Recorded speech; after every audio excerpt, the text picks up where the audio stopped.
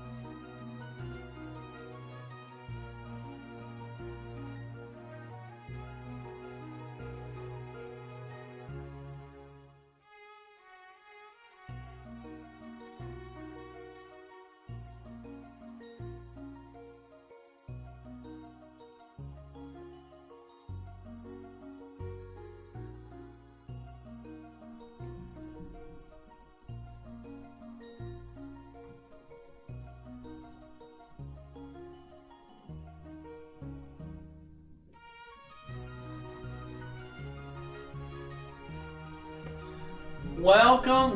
Oh, looks like I did not set up the restream. I forgot to do that. Welcome, ladies and gentlemen. Let me put the mic a little bit closer. All right, it is running. Thank you guys all so much for stopping by. As always, if you don't know who my name is Eli with Pokémon USA. Tuesdays and Thursdays are our Q&A session days. I answer all your guys' questions from the videos that were posted on Monday and Wednesday as part of a discussion, because I don't usually have the time to go through and read and answer everyone's kind of questions that they have. So this is your opportunity for the comment section, of course. So this is your guys' opportunity to literally just ask away, just go absolutely crazy, ask any sort of questions that you may have for me, and just all things Pokemon related. So without further ado, let's just jump into the video. Give a couple shout outs to who's here right now. John Mraz, Scratch'em, Pika Pika, John Boy, SP, Gabriel, John Doe, and John Feller. Shout out to you boys that are already here. Hopefully everyone is having a good day. So what are the reprints? Another 35 million Darkness Ablaze boxes, if only, man. Yeah, just more. I mean, it's weird, man. Because like I talked about in the video, for those of you that watched it, you know, it's kind of weird, and I'm still skeptical on it. I mean, it's not that I don't trust my, sales rep, but at the same time, it's like,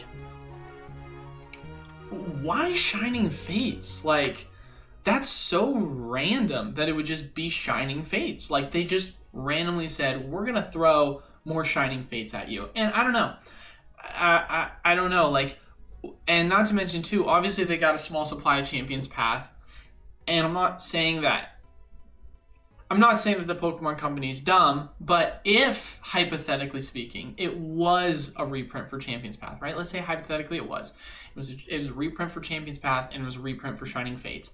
Then why would you do such a large reprint for Shining Fates, which is already at an affordable price, versus a small one for Champions Path? That's why, you know, it makes sense still that the Champions Path would be a small resupply, but still, if it is Shining Fates reprint, why wouldn't you make it a Champions Path reprint? There's a lot of questions that I really have for them, that, you know, I can't obviously go to the Pokemon Company and be like, yo, what the frick? What is going on? But, you know, obviously everything I'm hearing from is from my distributors and their sales reps, so definitely interesting to say the least. Potential ROI drop for Shining Fates as an investment. Oh, bro, the ROI on Shining Fates as an investment has already been terrible. It's been so bad for the longest time. Holy moly. I mean, you want to talk about card values for, here, we'll pull it up on Pokedata, but you want to talk about terrible just card values for Shining Fates. If we just look at the TCG player value off of this, it's like the Charizard's going for less than 100, and then it's like 13, 12, 10, 780, 709, you're starting to talk about where the prices on all these cards, I mean, and the great part about it is they're just going down. It's not like it's stopping. It's not like the prices of these cards are going up. They're still going down. It was at one point $34 a while ago. It was more than that, I feel like, a while ago. And, you know, maybe it's slightly started to plateau, but I mean, with the, you know, recent news of a bunch of ETBs being available, I would have to imagine that's going to change that real quick. Which I want to log in and just double check and make sure we still got those Shining Fates, because it would be quite interesting if we're already out of them. Because the Champions Path stuff we're already completely out of altogether. So let's see, with the Shining Fates, oh yeah, they're definitely still available. They've been available for 3 days, so it isn't something that's just you know, a quick buy and forget. But I mean, yeah, prices on these items are I mean, look, a dottle, we'll just click on that, just a dottler. I mean, and you go to TCG, it's been nothing but down at all. So I don't know, man. In the animation picture, why does Eli's pants have black censored portion? It does? I don't see that. What? That's weird. I don't see that. Good. Someone said T. We're all set. Oh yeah, John Boy and Scratch'em did. Yeah, we're all set, ladies and gentlemen. I haven't done the T thing in forever to do testing, but that's just because it shows up. Shining Face has always been a good investment, in my opinion, when brought under MSRP. Oh, right. We're talking about the ETB, not the cards. I'm dumb. Yes, it's a great investment. I always forgot that. I was like, oh yeah, well, card prices are just gonna absolutely crap the bed. Why would you ever get those card prices? But yeah, we're talking ETBs here. Yeah, ETBs are always the play for sure. It's been great. I mean, it's been $40 opportunities, you know, here and there. Obviously, with the GameStop Pro Day, they had it at 35. So it's like there's been a lot of opportunities, I feel like, for Shining Fates, and it's been an amazing pickup for the longest time. I still think it is. Bets on tech issues. Well, Pika, that is a great question. What is the over/under? We'll take bets here. We are gambling men.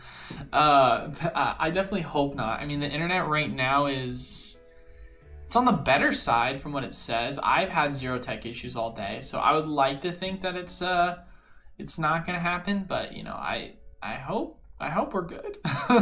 What's up, John Fellers? How we doing? Hopefully all's well with you. Pika over/under is yes. Nay 5, what is up, dude? Hopefully all is well. SP, hello from the UK. Hello, SP. Lysius, hi, how we doing? Gabe, how we doing? Cheers to you, good sir. Is it moral to clean up cards before sending a PSA? What do you mean clean up cards? Like if they have little like specks of things you can like crust off, you crust them off? I mean, I don't see what would be immoral about it. Or are you talking about cleaning it up like the fact of the matter that there's reports of companies being able to fix scratches on cards now? Because I don't see why that would be immoral. That doesn't make any sense to me. Maybe, I mean, if you can tell the difference is the first question. That's the first question. Because if not, then I don't see the problem. But if you can tell the difference, then there changes a grading standard. I'm invested in Hidden Fates, but prices have just been at the same level. I know, that's what I've been talking about for the longest time in terms of Hidden Fates. It's like the prices literally have been at the same forever for the ETBs. And so, you know, it's not, I could have sworn I clicked Hidden Fates, but apparently I clicked Cosmic Eclipse. Which is why I've been like, you know, it's not the worst time to pick it up if you can get it for 130-ish, 120-ish or better. Evolving Skies booster box already 200, more reprints incoming. I mean, the expectation is that we are going to get a larger one in the near future. We just don't have any set times or dates. So the small wave that we got was supposed to be a small tide over wave before we eventually got it. A larger one. One thing I will say that is quite interesting is Evolving Skies has actually yet to break above $200 on the charts. Like, it's so every single time it's been stuck at 200, right? Like, if we just look at it on the yearly perspective, it still is yet to break it. So it's quite interesting to see that. But yeah, we should expect a large reprint for it sometime in the near future for sure, which I will be very excited about. And question is, how large is large too, you know? And there have been Shining Fates boxes sitting at every Target near me for months. Makes no sense. Well, I do know. I don't. You'll have to, of course. Of course, help affirm me on this. But the prices at a lot of the Targets and Walmarts have gone up quite a bit. They've raised it to like they've raised it to like $55. At least most of the general ones are going for $45. So I feel like that's why. But yeah. Joe says, I really hope so. You and us all both. I mean, I would be surprised if not. I know we've got a Brilliant Star one incoming. We were supposed to get a Brilliant Star booster box reprint back in July, and then it got pushed back into what we were told was sometime after Lost Origin. So, TikTok, guys, TikTok. But knowing the Pokemon Company, what they do historically, they drop everything all at once. So I'm thinking with Silver Tempest on the way, it's going to be sometime in between that. Because we want to go back and look at history, you know, and we can make some predictions here, ladies and gentlemen, and I think this is actually really fun to do. If we want to go back and look up here, let's go sealed product. Let's look up Evolving Skies and if we look up the booster box for the overall just history of the value, we know that when is Evolving Skies a good example? Actually, let's go Chilling Reign. Let's go Chilling Reign. Let's go Chilling Reign. I think this is a better example because Chilling Reign, for those of you that don't know, it had its initial wave 1 and then wave 2 kept getting pushed off on delays. So as you can see, in October, the price of it around mid-October was still, it was climbing. So it had its initial release, it dropped all the way down to around 116-ish, and then continued to climb. And this is also going off of just general market values. This is not going off of TCG. So I imagine adding another $10 to $20 to this valuation. So, because I remember it being 160 on TCG, right? And it goes up to around this price point, and then it dropped, right? And so look at this time frame, right? This is the middle of October, right? So it's around the 18th is when you start to see the price decline. Now let's go to Battle Styles. We look at Battle Styles booster boxes, and we take a look, okay, what was happening around that same time? Well, what do you know? Prices were climbing. Battle Styles, it's about to hit 120 again. Around the 21st, so shortly after Chilling Reign, what do you know? It drops off. What about Vivid Voltage?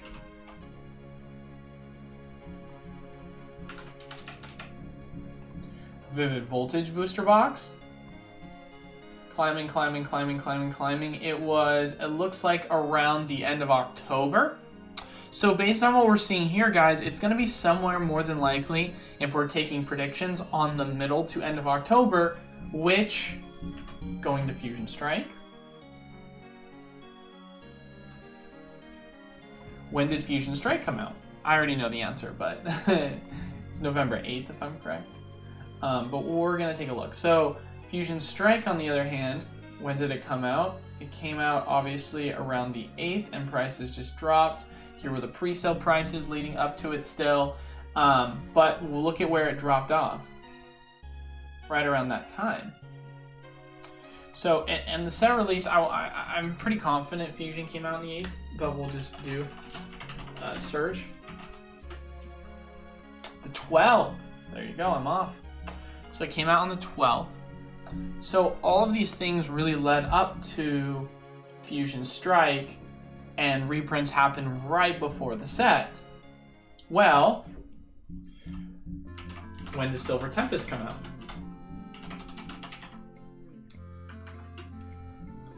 It comes out on the 11th. Who's willing to bet that we're going to see a repeat, historically speaking? Who wants to clip this for the future on whether I'm right or wrong or not? Because we can clip this right here, right now, and we can have a conversation about whether Pokemon's going to repeat history on this. Because if so, then sick. But it doesn't, and I mean, think about it this way, guys. When is Black Friday? It's on the 25th. It's very much going to correlate to these things, where it's right before the new set, it's right before Black Friday, it's right before Christmas. It's setting things up. That's my opinion. I think that's more or less what we're going to see. And another thing as well, because we're going to have a conversation about this, we're starting to already get some of the card reveals for the Lugia and some of the other V-Stars that are going to be in the set for Japan, which for those of you guys that don't know if this will work, because for some reason this ain't clicking. What's going on? Why ain't the click working? If I'm correct, the set comes out near the end of October. I think it's October the 21st. If I'm correct. I remember because my birthday is the 20th. But we'll wait for that to load in a second. Off Fear says, is there another Shining Fates reprint coming? According to my sales rep, it is already here. So yes. But take everything I say with a grain of salt, but it seems pretty much confirmed to me.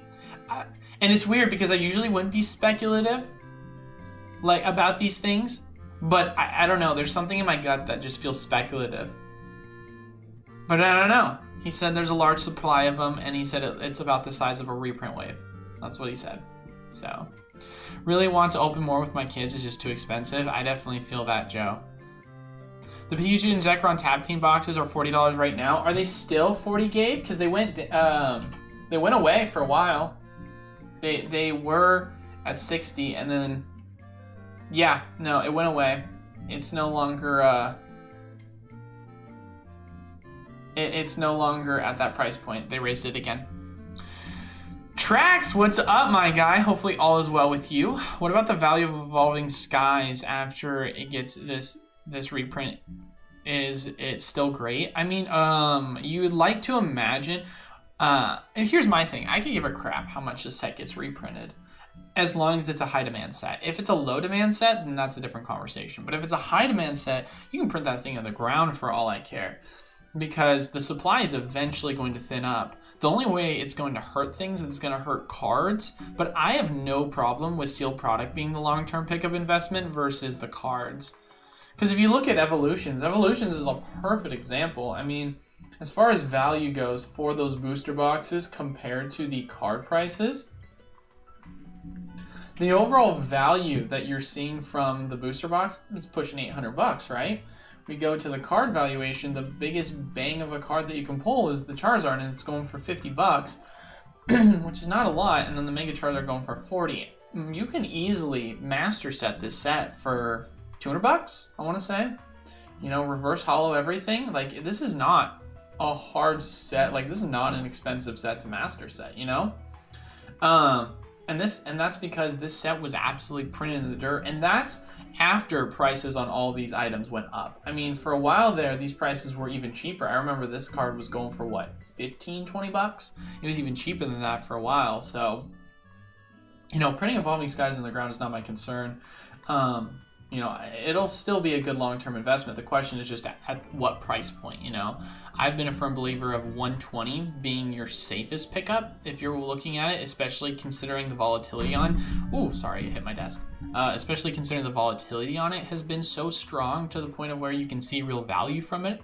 But I've always been a huge fan of picking it up at 105 or 100, but there's only been one opportunity so far to do that. So, yeah, you got to really take everything into consideration in that regards. So I did good trading 2 Shining Fates ETBs and Nintendo Game Switch for a Charizard v Altard. A Nintendo Switch game? I'm curious what that Switch game was, but I would like to believe a Charizard v Alt. It's entirely, I mean, a Charizard v Alt? Are we talking about, was it graded? Was it ungraded? Because, I mean, what was the value that you got the product for as well? I guess I would say that if we're going near mint, so 173, it still feels like a good value. I mean, it just depends on what you got it for. But yeah, if you bought it at MSRP, it seems like a good deal. Yellow pants with a weird black front. Huh. Interesting. I guess it's harder for me to recognize that now that we're looking at it from a distance. I have not been in the hobby that long, but it seems like Evolving may be the best set ever made. There's definitely been arguments to be made in regards to that. I know a lot of nostalgic lovers would disagree with that because they're like, oh no, like this is such a better set. Like, but let's be like realistic here, guys. I think it is. Like, don't get me wrong. There's going to be certain sets that are going to be amazing for its time, but you can't deny the fact that with the technology nowadays and with the art designs and innovation that there's an argument to be made. Evolving Skies is one of the best sets of all time. Like, I just don't understand why people wouldn't see that. You know? I mean, you even listen to S.M. Pratt, who's a huge first-genner, talk about how, you know, there's no way base set can compete with, you know, the modern-day alternate arts. But that's, of course, because it was limited by technology of its time, you know?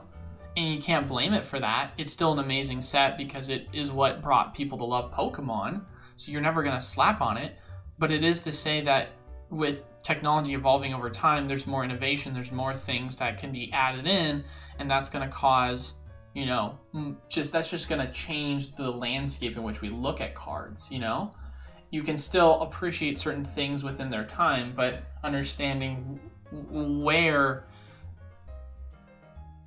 they're going to be no longer part of that aspect of, hey, this is an amazing set because of the art design when you look at it from today's perspective. You know what I mean? Cheat Town, what is up? Hey. Hopefully all is well with you, good sir. Hopefully you're having a good day.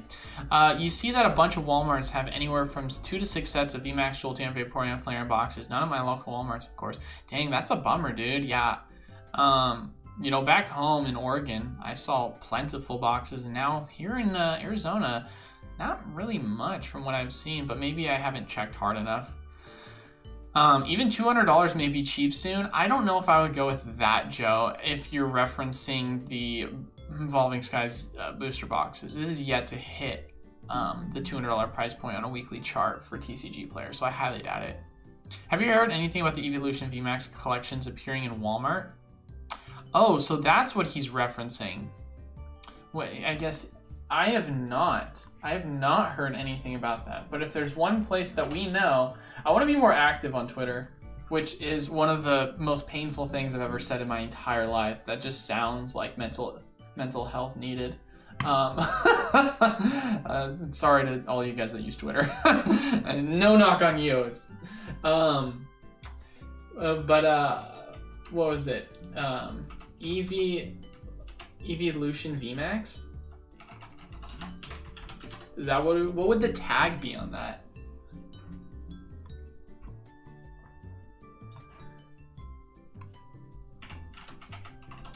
I mean, would you look up Flareon VMAX?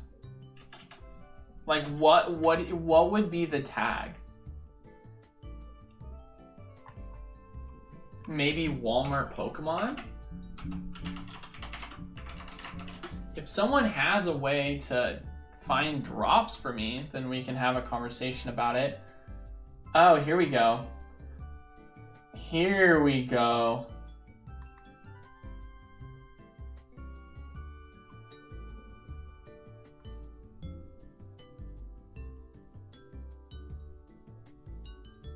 Interesting.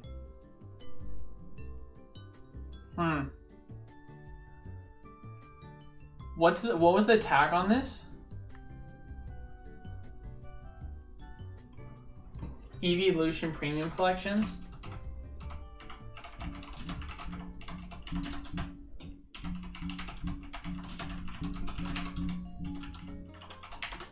But is this one tag or is this multiple?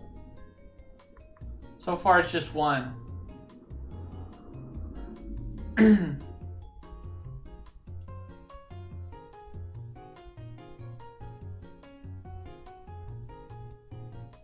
I mean, for those of you guys that remember the last time we had a restock of an item that was purely just at Walmart, it was the Sword and Shield base ETBs, and if you guys want to take a look and see what those dropped in value, watch this.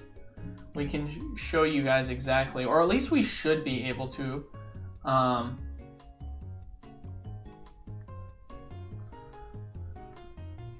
We should be able to follow the value on this item. So this is what they were going for, and then they hit Walmart shelves, and then this is what they're going for now. So granted, these were not as high demand at the time, but they were going for 134. So I would like to believe that if we are seeing something along the lines of an Evolution print that is happening specifically just at Walmart, there's more than likely going to be value there. So I have not been someone who has actively hunted at Walmart, but it sounds like I might need to pretty soon here. Because that would be sick to pick some up. I mean, you can't go wrong picking those boxes up. They are gorgeous. Would love to hear what people have to say. if anyone else has had luck. John Boy, yeah, fixing the scratches. Yeah, dude, I feel like it depends on if it's known or not. If you can tell the difference, then yes, there should be a different grading standard. If not, then go for it, man. So it shouldn't change the standard that much. But I don't know. What do I know? I guess you also have to look at it from the perspective of, like, there's certain aspects to vintage cars that people want the retained value of all the original pieces without any added modifications. But at what point is it, you know, no longer the original car with new parts and vice versa? You know, like it's kind of like the same concept, I feel like, with that. So I see an argument for the retaining of it, but it's such a hard thing to tell because with cars you can actually tell that kind of stuff.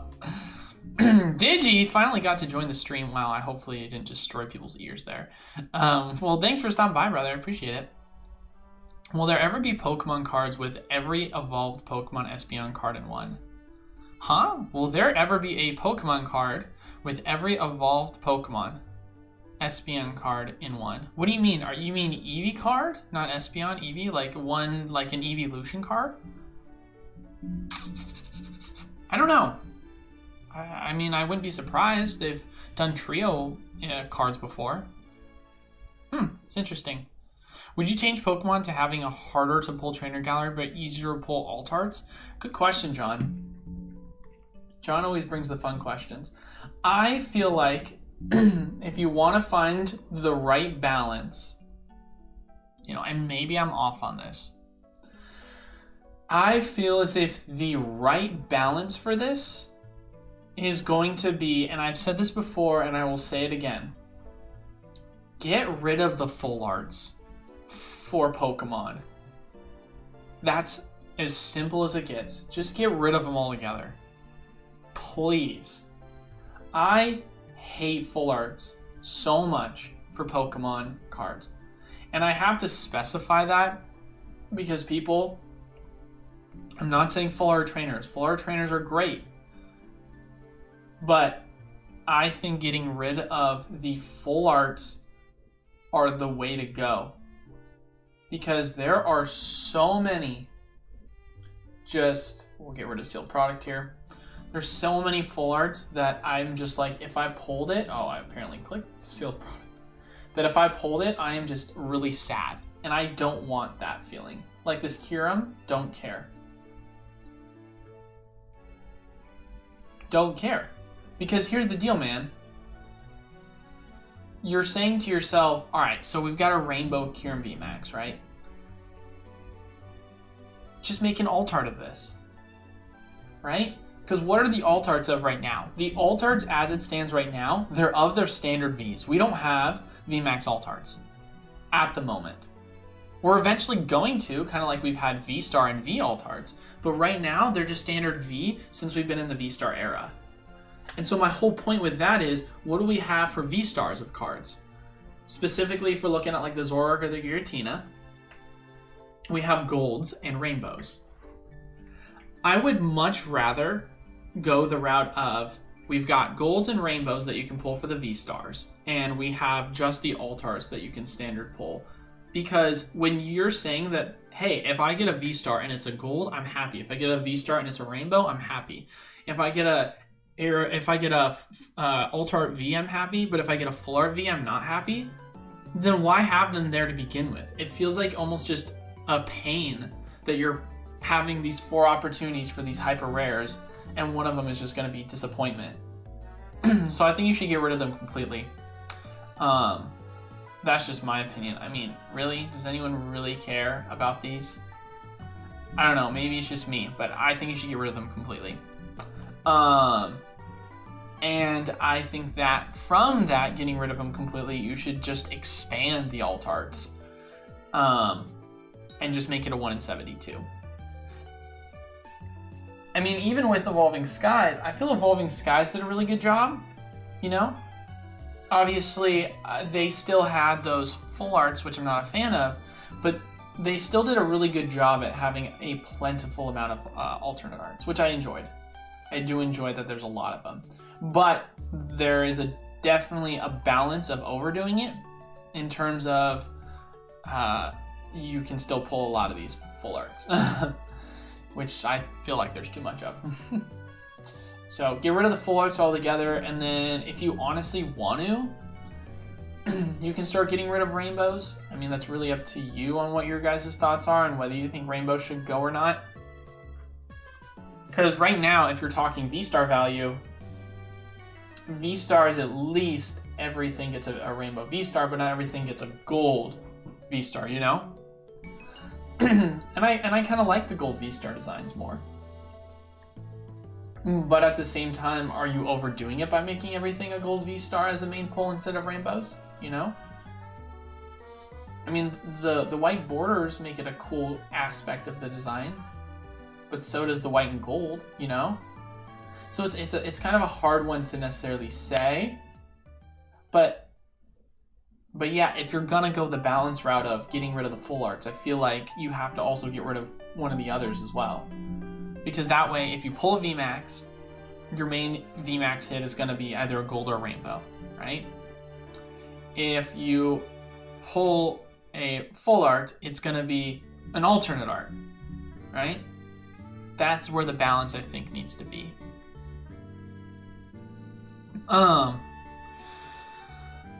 Am I running behind on things? I feel like I'm so behind on questions. I do apologize, ladies and gentlemen. Make sure as well, for those of you guys that stop by, leave a like, comment down below, and subscribe. Might as well say it, because we got some people here.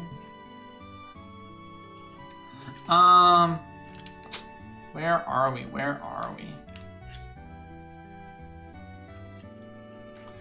I need to catch up on questions. Yeah, so that's how it's structured, John. Just get rid of those items and then just make it a little bit easier to pull. And by easier to pull, I mean 1 in 72. I think that's balanced. I would change it personally, but I doubt the Pokemon Company Incorporated would, because trainer galleries at a higher rate would probably generate new audiences, but Altar Charizards are the whales that make money. Yeah, I think you're fine with the trainer gallery. I think don't touch the trainer gallery, it's fine. Tons of evolving skies on my Best Buy and GameStop. Hey, well, lucky you then, Trax. Travis, what is up, my guy? All is well. Hopefully all is well with you. Will Lost Origin go up in value? I mean, it seems to be performing well right now. I don't see why not. You know, Silver Tempest just needs a sick Lugia Altar to be popular. So you want to talk about a hot take? And this is just my first thought when I saw this. You guys ready for the hottest of takes? I think the Unknown Altart is going to be better than the Lugia. And now you might say to yourself, Eli, well, that seems like an extremely hot take, especially considering we don't know what Altarts are going to look like between the two. And honestly, the only way, in my opinion, the Lugia could beat that is if it was like a Lugia in a cavern, kind of like Heart Gold, Soul Silver, like when you first found it, or sorry, Gold and Silver. Or if it were running up against the water and it was creating a wave. Something like that. I think that's the only way you can beat it. But with Unknown, I feel like kind of like with Aerodactyl. Aerodactyl has an amazing art design because it brings the elements of what... Sorry about that. It brings the elements of what Aerodactyl is. Aerodactyl, obviously, is a prehistoric Pokemon. And having all of that artistic design around it adds a ton of value. And so the fact of the matter is, if we're having a conversation now and we're saying that what is Unknown known for, it's also an area that is known for being in like mysterious caverns. I feel like you could make a super sick mysterious caverns design of Unknown, kind of like the way they did with the Aerodactyl. And you could have legendaries in the background, or you could have mysterious Pokemon in the background, or mythical Pokemon in the background, something like that. I feel like there's a cool art design that can be made with that is less specific if they do go an alternate art route with the unknowns. Now, I could be wrong with that, and they could just do something extremely lame, but I feel like that is a higher probability of happening than the Lugia getting a cavern art from Heart Gold Soul Silver. God, I need some water. Holy crap. But we'll persist. We'll continue. Not me never realizing you could scroll past the search button on advanced search, see the C for yes, sir, you can. Have you seen people finding EV premium boxes at Walmart, new pack selection, and new code cards? I have yet to find it. That's a good point, though, Mr. Redden. It's the new code cards is what we need to see. What's up, Tic Tac? How we doing? Thanks for stopping by, my guy. My goal is to complete 7 sets of binders. Heck yeah, dude. That's, hey, shout out to you on that goal. I'm glad I listened to you about the UPC and Dinpomo. I was able to get a pre-order at GameStop for MSRP. And well, shout out to you on that, Christopher. Oh my god, I might have to go get water and take a break here for a second. Sorry, guys. It is bad right now. Well, shout out to you on that one. Hopefully they don't refund it. I know there's been reports of people potentially refunding on GameStop, but if you do secure that, heck yeah, Christopher. Way to not FOMO. That's exactly what that's exactly what we're talking about, baby. There's always going to be opportunities. Tracks, I disagree. I'll be passing if I can't get it at 120 to the same selling. I'll just buy other stuff. I mean, it is a must-have if you can get it for the right price, but I feel like you can say that for everything. But, I mean, if the dude's getting it at 120, then shout out to him. Shout out to him for being patient. Ultra-modern sets are way too large, and chase cards have to pull for set collecting. Yeah. Agent Crypto, greetings, good sir. GNS, Pikachu and Zekrom GameStop box, it's gone up, sadly. It was at a deal of $40. It's at $60 now, so I don't think it's worth it anymore. Is the cost of the Dragons Exalted a lot because it's an older set? There's only 12 cards and above $10, and the most expensive card is $80. Thank you. For Dragons Exalted, yes. Dragons Exalted as a set. Oh wait, Dragons Exalted or Dragon Majesty? Because Dragons Exalted is an extremely expensive set. The most expensive card is $300, not $80. What? Maybe in a light played. Rayquaza is worth so much. I know because I've been looking at it for the mystery packs.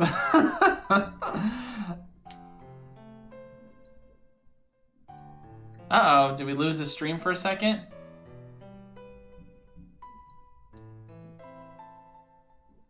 We just had a weird drop off on my end. Hopefully everything's fine. That is bizarre.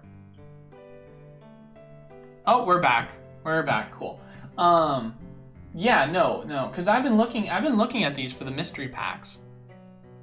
And so for me, it's so expensive because it's not that they're all under $10. The Rayquaza is going for $300.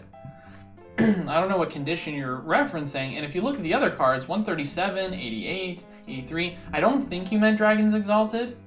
I have a feeling you meant Dragon Majesty. I could be wrong, but let's just go take a look and see if that makes more sense based off of what you're saying. This card's worth 80. Everything else is, yeah, you meant Dragon Majesty. Yeah. I would say that the reason why it's so expensive is yes, because it's a specialty ETB. And as we've talked about before, specialty ETBs have historically done much better as sets. They're just going to add more value to it. Plus, it wasn't printed super heavily, so there's also value in that. Value with it not being heavily printed. Because if you remember, during this kind of time frame of Dragon Majesty, Lost Thunder, Team Up, there was like this kind of period where you didn't have a heavy amount of printing for these items, which is why in this pocket these specific sets were extremely expensive until Lost Thunder, of course, got a resupply. But Team Up and Dragon Majesty have not. So there was kind of like a weird pocket of like not a huge reprint. Kind of like how what we're seeing right now with Rebel, Clash, Sword and Shield, and then what was Darkness Ablaze and Champion's Path. But Darkness obviously got the reprint, Rebel and Sword and Shield did not, which is why they're going for so much, and then Champion's Path saving with the ETBs. So that's kind of how you have to look at it. That's why print is extremely important to still be aware of, because supply and demand balance is it plays out in the long run. That's why I always say it's never a bad thing to diversify, because you could potentially diversify into a set and buy a couple cases of each, and you could hit half the time on high demand sets, and you could hit half the time on low demand sets with a low supply, and then it pop off still. You're only really going to miss on high supply, low demand. So, which, I mean, honestly, realistically, you've only had 3 sets, but if you're getting it at a right price and you're looking at it from a long-term perspective, then you shouldn't really miss in general unless you overpaid. Print no print, I'm still selling that sealed shelf. Amen, Hooper. But yeah, fun news on that. That just reminds me, ladies and gentlemen. So fun news, I thought I might as well mention this. For our mystery packs, we are going to be announcing those relatively soon. So as it stands at the moment, we have about a week away, I want to say, or a week and a half away from when we show the artwork designs for the new mystery packs. So for our 2.0 mystery packs. And how we're going to structure it, for those of you that don't know, is we have decided that we're going to increase the price from 40 to 50. However, we're dropping the odds. So instead of gold being 1 in 25, it's now 1 in 16. Instead of 1 in 10 for silver, it's now 1 in 8. And then instead of 1 in 5 for the red, it's going to be 1 in 4. So we drop the odds so it's easier to pull. So it still stays extremely competitive in terms of pricing compared to our competitors. We give a much better odds. And then also we've actually, with the additional $10 margin that we're adding to it for ourselves, it's allowed us to add more expensive packs, because before we were able to add like, I think the most expensive pack that I was able to throw in was like a Fossil Unlimited heavy pack, right? Which, don't get me wrong, that's like a $200+ pack. It's like $250 or something. So that's still a ton of value as a main pull, but I really want to push even greater in terms of value. And so our next pull pack, without spoiling it, it's going to be a heavy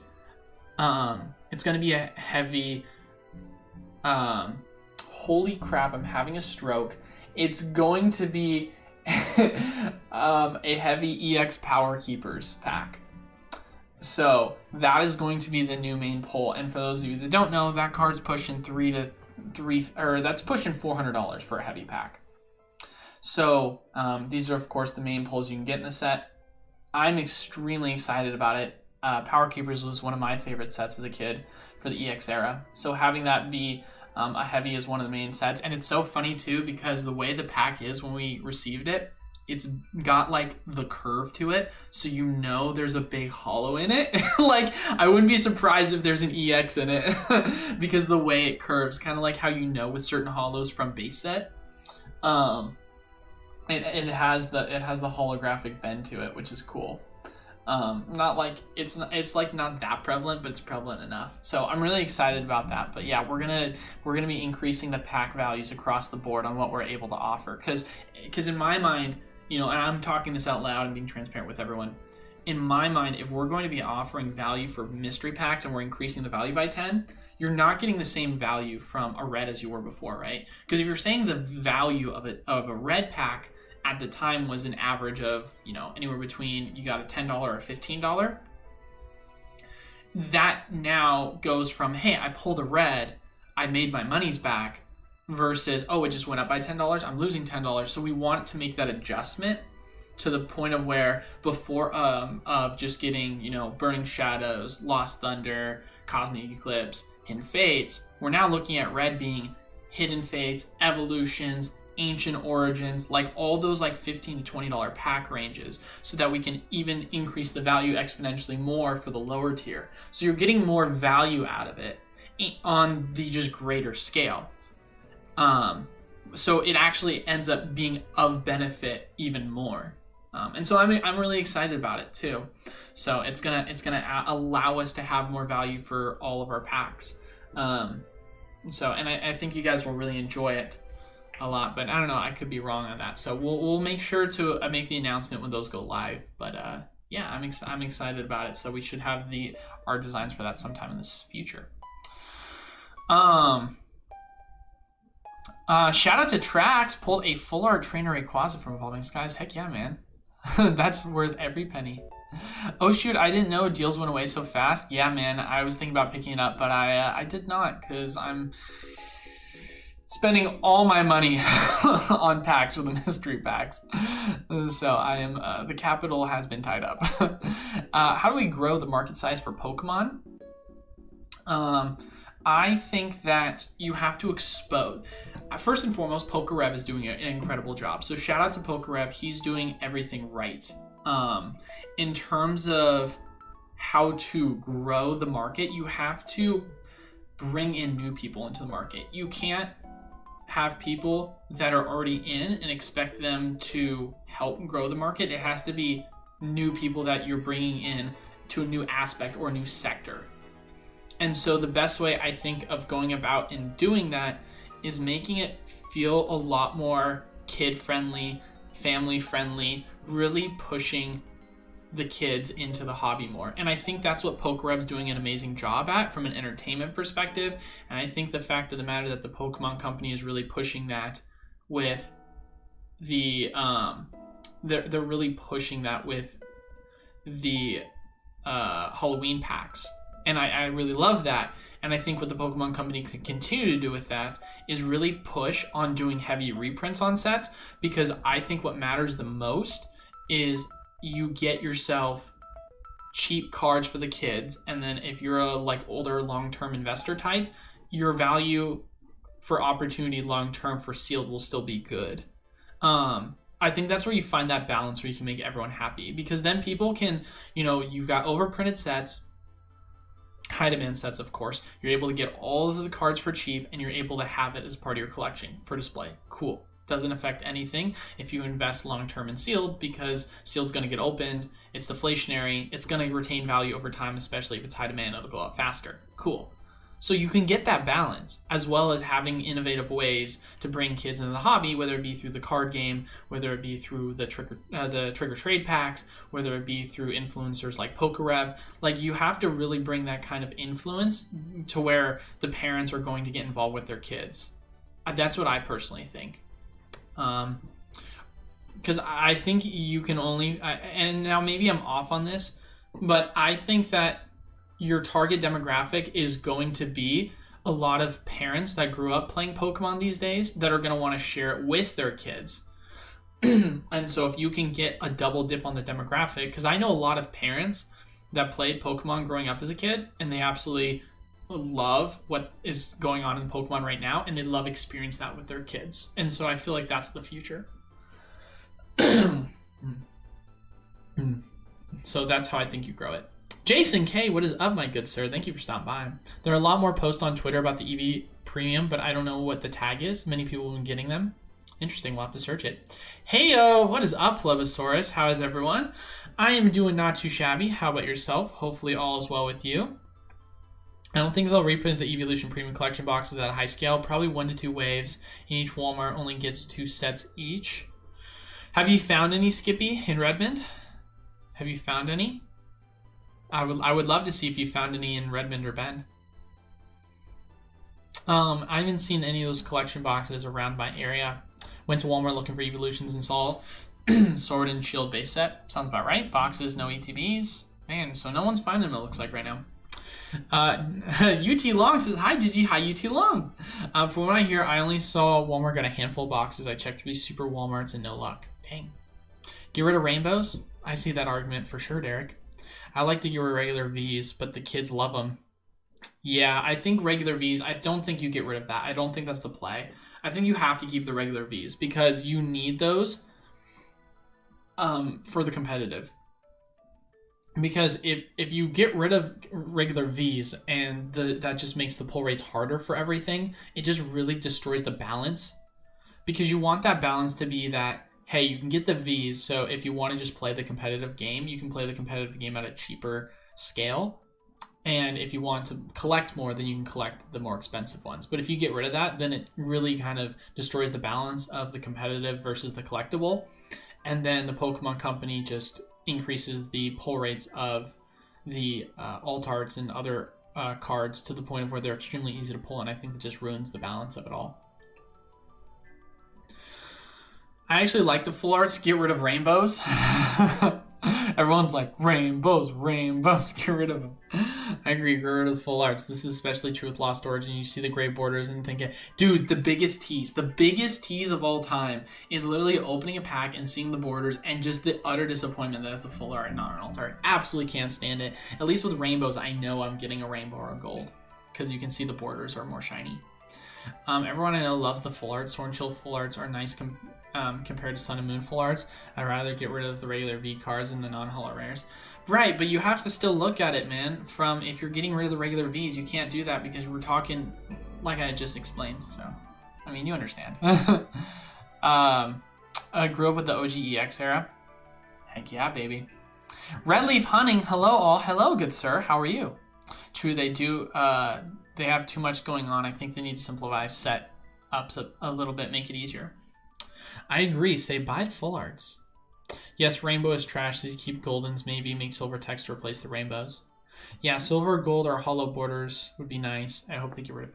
Everyone's just saying get rid of rainbows, get rid of golds, get rid of it all. I wish they would do an Alakazam V alt art for Silver Tempest. That'd be sick. Hey, it's still possible that could be revealed. I mean, I would 100% say that is not out of the realm of possibility. Now, one thing I will say to take into consideration is the fact of the matter that we know right now, we know right now that it's going to be, of course, centered around the Lugia, and we have yet to see anything outside of the Alakazam. I'm having a space out. Not the amazing rares. The oh my gosh. I am struggling today, ladies and gentlemen. Radiance, thank you. Yeah, we know there's a Radiant there. So I'd have to imagine that because it's only shown a Radiant design at the moment, that wouldn't make sense for them to necessarily include those for the upcoming. And I'm not saying that to, of course, discourage people in the way of saying, hey, I want that Alakazam alt art, but it just wouldn't make sense because how often do we see a card that gets an alt art design or rainbow design that also has a Radiant? We haven't seen that yet, in other words. We had the Gardevoir in the set. We didn't have anything. We had a Gallade, but that's not obviously the same. We had the Greninja, didn't really do much. The Heatran. Did we have a Heatran VMAX? And in what set was it? Astral Radiance? Astral Radiance? I guess we did. Huh, I guess we did have it in Astral Radiance.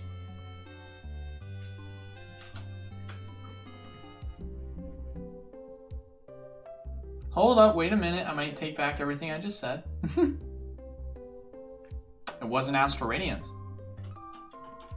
I guess that is possible. That is. I take that back.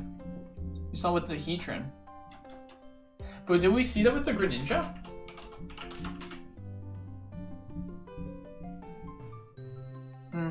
No, we didn't. Because Greninja V was in Fusion Strike. But we have seen it before. So it is possible. Yeah, I take back. Ignore everything I just said. It's possible.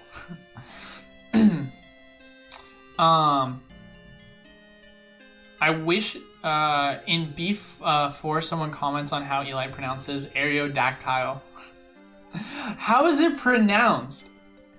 Aerodactyl? Aerodactyl? I don't know, I'm sorry. EV VMAX boxes do have new code cards.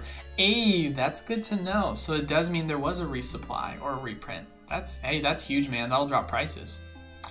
How many boxes have had figurines like the Arceus? Seems like most of them have been with jumbo cards. I think we get one almost every year because we had the Galar Pals was the last one, and that was in 2020. We got the Arceus, I guess, in 2022. So once every other year. Because obviously Rebel Clash, you had the Galar Pals figure collection, Sword and Shield figure collection, as it stated. You know, we obviously had, didn't we have a Sword and Shields one as well? I know we had an XY one. So I'd have to go through and look at each one, and that might be hard to filter, but I feel like they do one at least one every other year.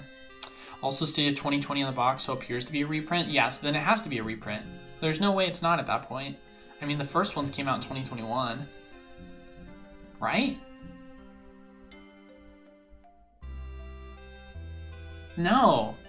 Did they come out? They came out in January 2022, actually, right? Oh my goodness, they did come out in 2022. But if they do have the new code cards, because the new code cards were... No, but the new code cards were introduced in Fusion. I don't know, man. That's actually hard to tell, because they didn't have the old code cards. Not unless Evolving Skies packs have the new code cards. I guess that would be your tell, is do the Evolving Skies packs and Sword and Shield packs have new code cards.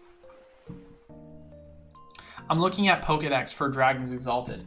Okay, so you are looking at Dragons Exalted. Yeah, Pokédex for Dragons Exalted. Yeah, your prices are way off on that, my guy.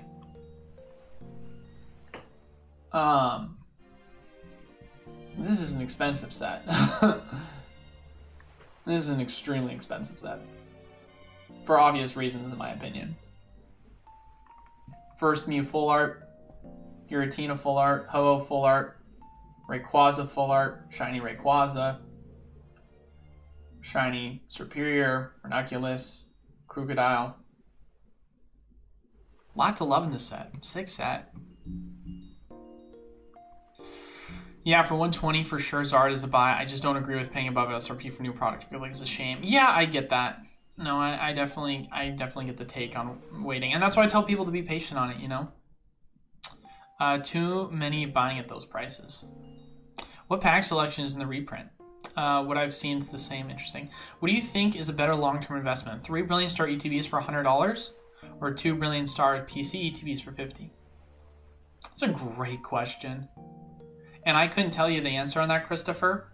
My gut is telling me go with a 3 Brilliant Star ETBs because you're getting it under MSRP and you're buying the Brilliant Star PCs for MSRP, and we don't know the historical value right now of what these PC ETBs are. I think don't get me wrong, I think PC ETBs will do well long term, but if we're talking about from a speculation perspective versus a safe perspective, we know right now you're getting your regular ETB under MSRP. And that is something I'm willing to bank and risk on, especially because you're getting 3 versus 2. Now, you could make an argument that the other ones could do better from a percentage perspective because there are going to be more scarce because you can only get them from the Pokemon Center. So I could be wrong in that. You know, for the longest time, I was super high on PC ETBs. I still am high on PC ETBs. It just makes me nervous because right now we're all looking at speculation. You know, and although I did pick up, you know, quite a bit of one from each new set release, I am picking them up with the expectation that they could potentially just perform the same as the regular ones. But the regular ones have still historically performed well, so I'm banking on it doing better than that. John Mraz, mystery packs. John Boy, mystery packs. Ready for more mystery packs, baby. I didn't get a good tier of my last 3, but pulled the Leafeon VMAX alt out of Evolving Skies. Yeah, we seem to get good pulls even if we don't get good packs. So I'm definitely excited. I just wanted to like increase the value and increase the pull rates, and I think you guys are going to be excited about that. You know, being able to pull EX era, Diamond and Pearl era, Black and White era, you know, WotC era, like really allowing people to get a taste of everything. It's going to be sweet. So it's going to be sweet. I'm trying to just decide how much I want to put up. I think I want to put up 100 just to see. And if we, you know, because we're going to put pre-orders up, right? I already have all the packs. The question really just comes down to how many of the like prints for the new design am I going to have to get, you know? And so I'm deciding, do I need 100? Do I need 200? Do I need 250?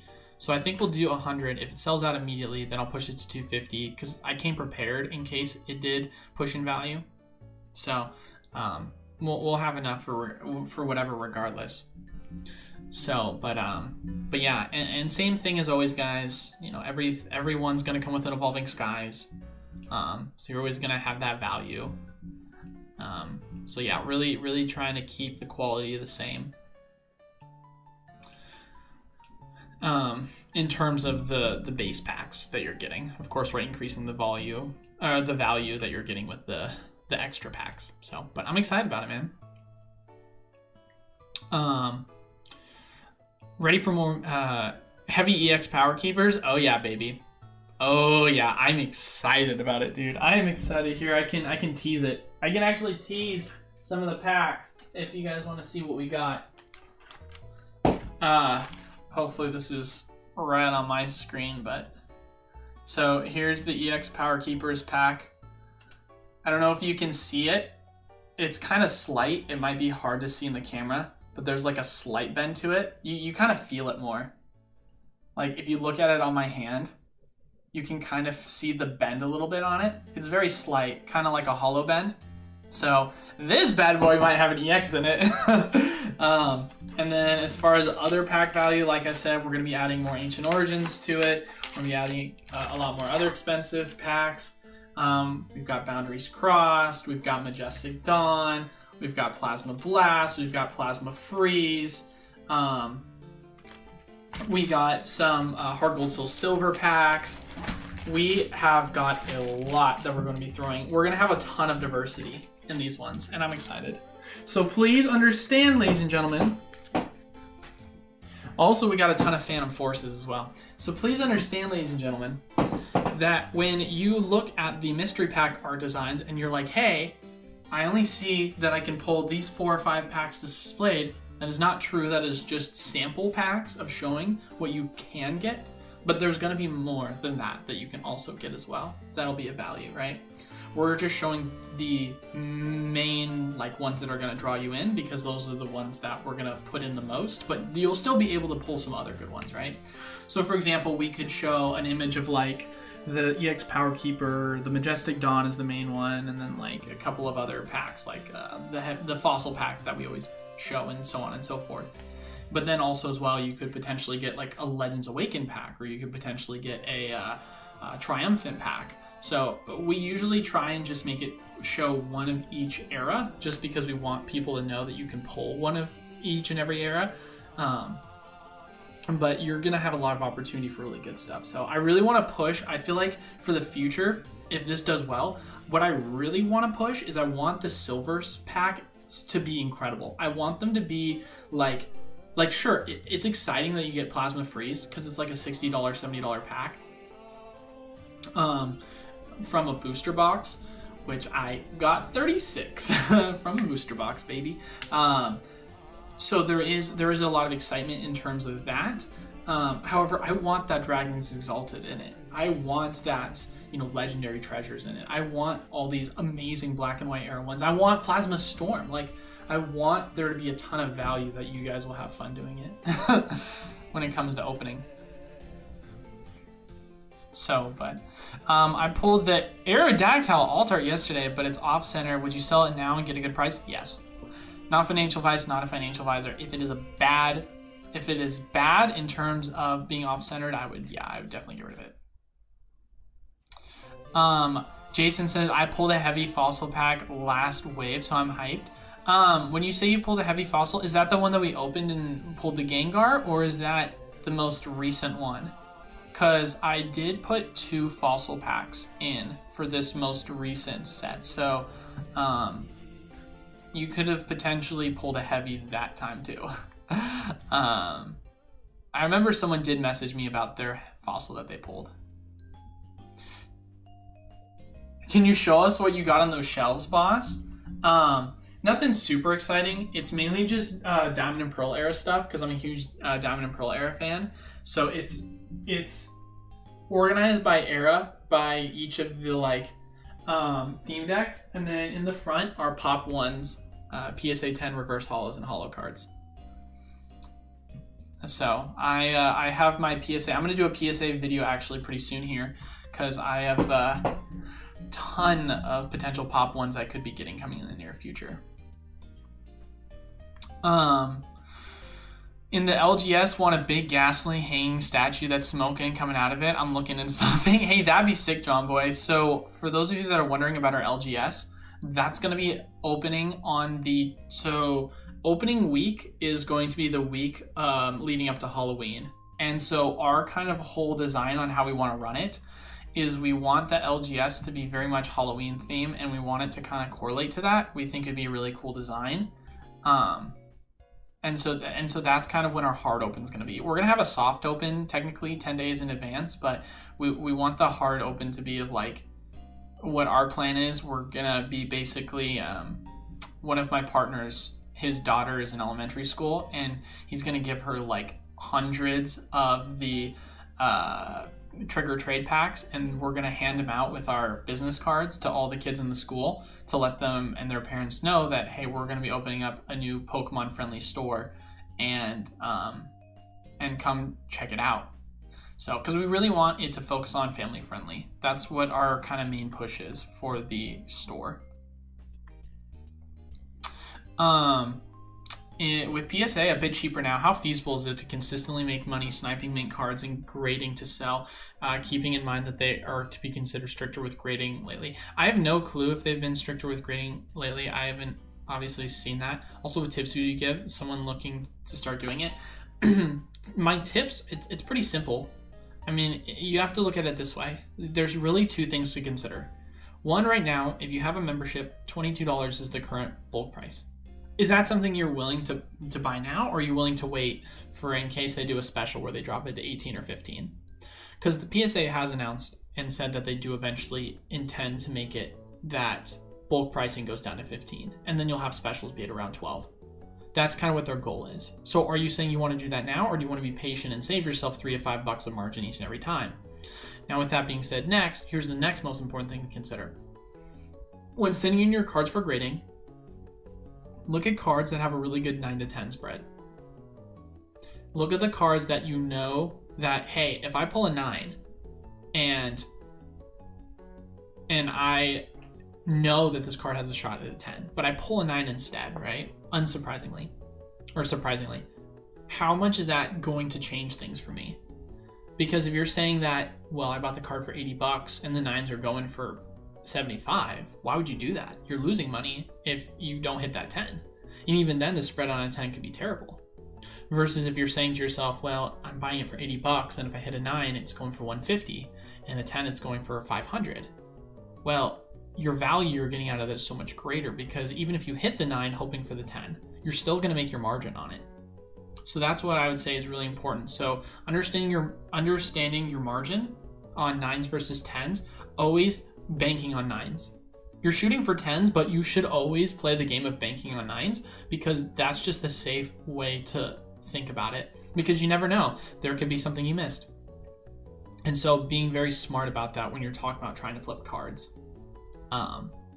That's the way to do it. And part of the Patreon, we're actually, for those of you that don't know, we have a Patreon, but we literally have no content on it. We just created it because some people wanted to help donate monthly. But we're going to add some content having to do with analytics, hopefully sooner than later. But there's so much content we're adding to it, and so many things we're going to do with it that, and one of the biggest things that we're going to be doing is we're going to have a database showing you all of the heavy pull rates for every single era. There's a lot of eras that have very speculative pulls, and so we're gonna give you all of our compiled information on that. And then second off as well, we actually are going to have a complete database of information on what your risk to reward ratio on going and grading certain cards based off of the value that you're going to be getting it. So that's going to be something that we're going to be adding. So for those people that are very interested in flipping cards, sending them in for grading, there's people that are very interested in finding if there's value to be opened. If you want to just understand heavy pull rate values on whether it's worth opening a pack that you may have won from mystery pack, or just, you just happen to want to buy, then we're going to have that database of information. And then we're also going to try and figure out a way to calculate an algorithm that tracks year over year average percentage on certain cards in and out of rotation. So that you'll be able to have a nice tracker to see what values are the best for you from a long-term hold perspective. So there's a lot of things that we actually want to add. We have a lot of things in the works, man. We've got that we're increasing. We've got the LGS. We're going to start hopefully within the next month or two pumping out YouTube shorts. We're going to try and do more consistent breaks. Like, there's a lot of things I really want to start doing. Obviously, we're just kind of in that building phase, especially within the next month with the LGS releasing near Halloween. So there's a lot There's a lot that we're going to be doing. So, but I'm excited. I found sets of the collection boxes by me in RI. Hey, shout out to you on that one, man. I got one for me and left a second for the next person. Well, that's nice of you. Hey, at least you found it, dude. That's sick. Non-stocked in Redmond on Friday. I caught the lady stocking too. I've been buying sets for $200 online though, taking advantage of the dip and people going for a quick buy. Hey, I mean, that's definitely a good way to go. If you're buying sets, it's $200 for a set of 3. I think that's a good value. I actually think that's, I mean, people think I'm crazy because that's, you know, over MSRP, but it's only $10.15 and you've seen how expensive it got.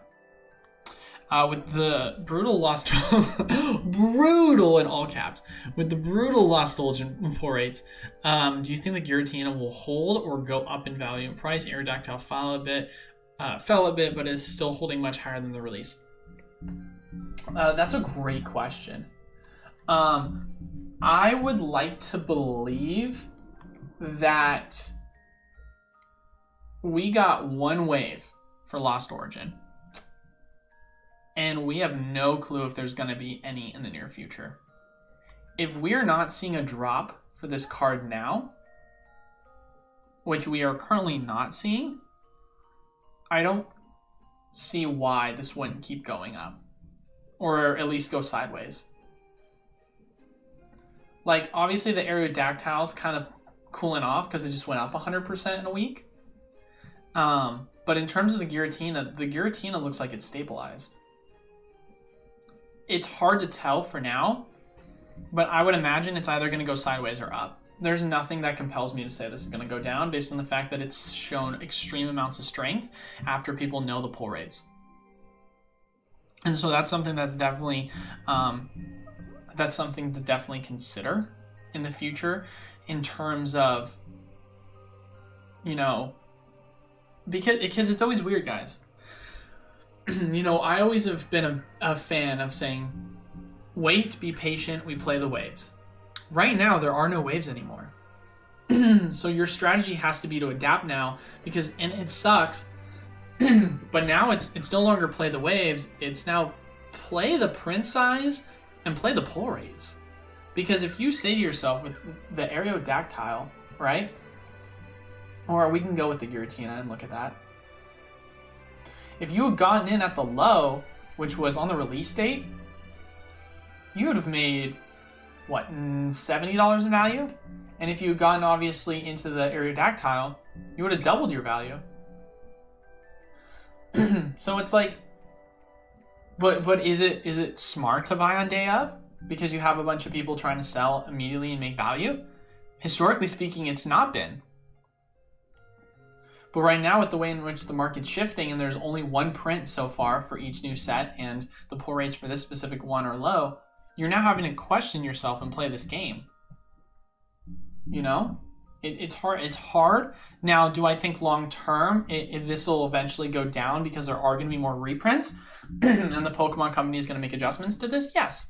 So I wouldn't say it's lost hope for now. The set just came out. We've got 2 years of this set being in rotation before it goes out.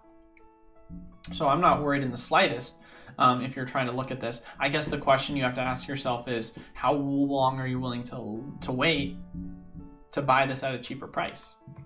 Because if you're patient and you can focus on other sets now, then you're going to have a lot of opportunity. But if you're like, I have to have the newest thing now, I have to have the iPhone 14, like, if you're one of those types, then I don't know, man. It's hard. I don't see this going down much.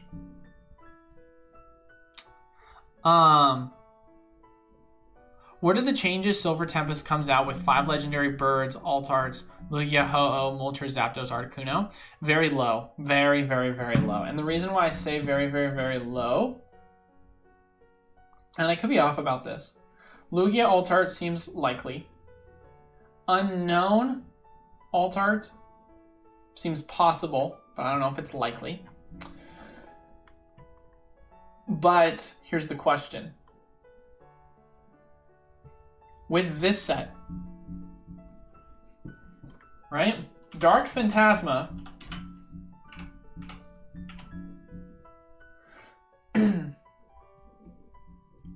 with the Dark Phantasma set list, and let's take a look at all the cards. This is the Japanese set that did not come with any alternate arts. In this set, this is what we have. Which of these got alt arts? None of them did.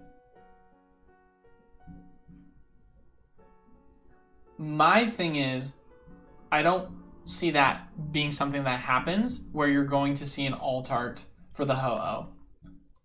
I could be wrong. I hope I'm wrong. But that just doesn't seem like something they would do. For the first half of Lost Origin and the second half in Japan, they didn't use any of the first half cards for the second half to be alt arts, you know?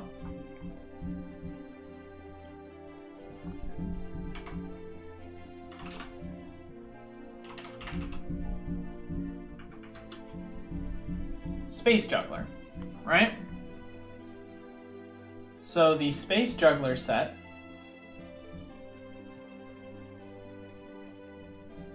this set obviously included all the alt arts.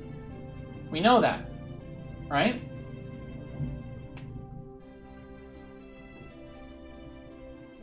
We can see it being displayed here. I don't see the Dialga though.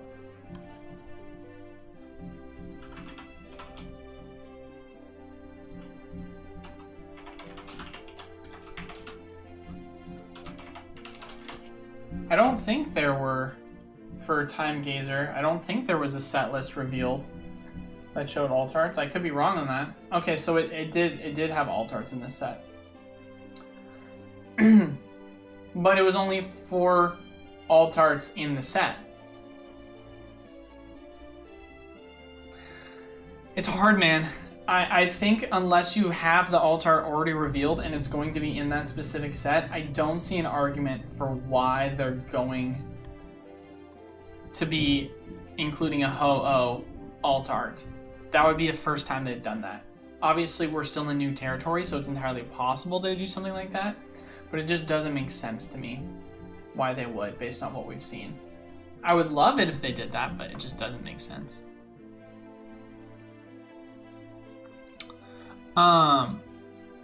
So I think the Lugia is more than likely, obviously at this point I'd be surprised. Moltres Aptos Articuno, there hasn't really been any imagery with that. It'd be cool, but who knows what the real theme of that is going to be. Where the Lugia alt art leak for real? That'll probably come out the week of the 21st, because that's when the set comes out. So I would say probably Wednesday of the 21st, so it comes out Friday, so Thursday, Wednesday. So probably around the 18th or the 19th. I wonder why they didn't do alt arts of Gengar V, Blaziken V, and lots of others, but they did VMAX alt arts of them. Probably because they're saving that for the upcoming VMAX World set. That's just what my guess is, because obviously we've seen leaks for Suicune V, and so they are having intentions to have alt art designs for some new Vs. I could be off base on it, but it just makes sense. After waiting a week or two, I've been able to send more than one SDC to the same address, so you may want to try for another. After waiting a week or two, I've been able to send more than one SDC to the same address. Interesting. That's interesting to know, John. How much are they going for raw on eBay? Are they going for pretty cheap? I know how expensive they are on TCG. Has there been a Pikachu alt art? Too bad that wasn't a Vivid Voltage. No, there is not, Pika. That's a good point out. Only the character rares. Also, they did Gold Shiny Rillaboom and Inteleon, but completely left out Gold Shiny Cinderace to complete the trio. Now they're doing V-Star Gold only. That's a great point, Sky. That is such a missed opportunity. Do people sell Pokemon from code cards they get, and how is it the process? You can sell your code cards. Do people sell Pokemons from code cards? Oh, like trade Pokemon? I guess you could do that on like eBay. It's not that common, but I mean, I'd say it's common. It's just not I don't know. Like, what are you expecting to get out of it? I guess you could sell it. I guess there's money in anything, so... But it would be an eBay. Man, typing on tackle the tablet sucks. Dang, I'm sorry, Pika. Eli's such a tease. How much self-control do you have to have not to open those? A lot of self-control considering how many packs I have. I mean, I'm literally looking at 4 booster boxes worth of vintage packs right in front of my face. Like, it is so tempting seeing all of the packs from the eras that of black and white, diamond and pearl, XY that I'm just looking at in front of my face. A lot of self-control. What are you gonna do when you start seeing your mystery packs resold on eBay like Pokerev? Limit. That's just the best I can do. Just limit it to customers. I'm not anywhere near Pokerev right now, but if I do get anywhere near to Pokerev, then obviously that'll be the conversation. Because right now, if you think about it, right? Pokerev's packs versus mine. What's different? I'm at this point going to be selling it for the same price, except I'm going to be offering better value. Because not only are you getting way better odds, but also I'm purposely weighting cards in your favor. Because I know what the heavy pull rates are, and I know what heavy packs look like, and I'm purposely giving you guys heavy golds and silvers. You cannot compete with that. Well, you could. He could compete with that. But he doesn't have to. Because he has 1.25 million subs, and I have less than 4,000. So for him, it's like, I would have to get to a point in which you say to yourself, which is better? Are you paying for the brand or are you paying for the value? Because with me, you're paying for the value. With him, you're paying for the brand. Until there's an equilibrium of where I am now at a big enough of a brand to where people are going to do that, then there starts to be a question of limitation, right? That's when you kind of have to look at it from that perspective. Stalo Mac, Champions Path getting a reprint confirmed or no? So far, Stalo, it looks like it's just a resupply. It doesn't look like a reprint. However, Shining Fates looks like more than likely it got a reprint. The most recent wave, it wasn't in live break. Oh, okay, yeah. Shout out to you on that one, Jason. Did you end up opening it or did you keep it sealed? Wait, you actually got the gold, dude? That's crazy. That's so crazy, dude.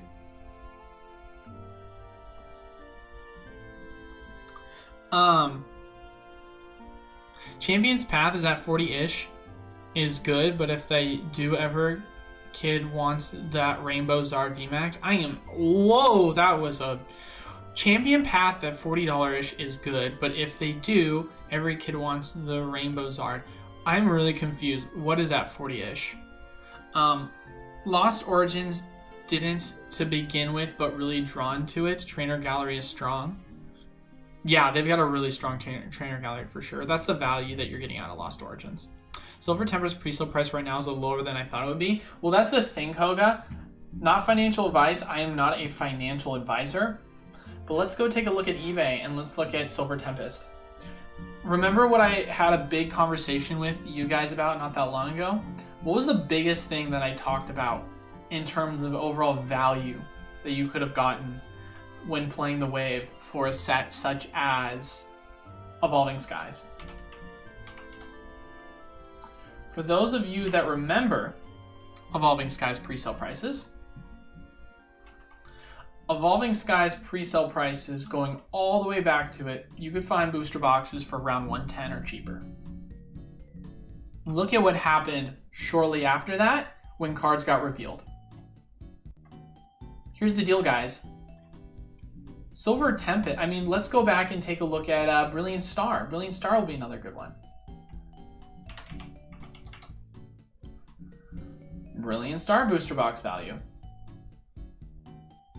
113.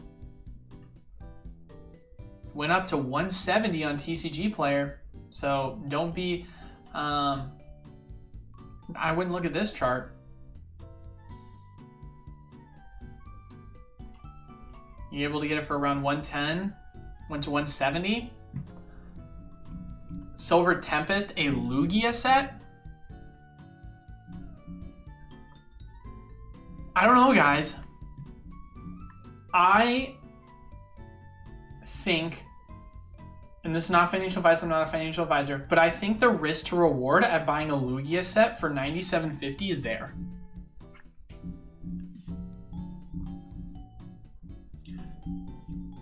I don't know what eBay's like refund policy is, and I'm not saying that you should try and get a refund because that's, you know, buyer's remorse, more or less. And as someone who runs a store, I absolutely am like, come on. Prices get cheaper. If prices go up, it'd be the other way around, right?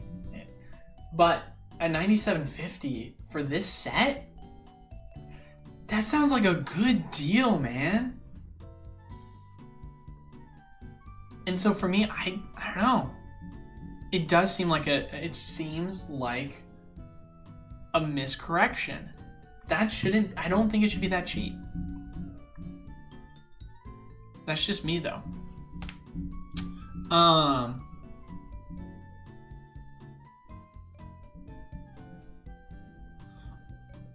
If you're looking to buy Lost Origin Trainer Gallery cards, when do you think will be the best time to buy them? Oh man.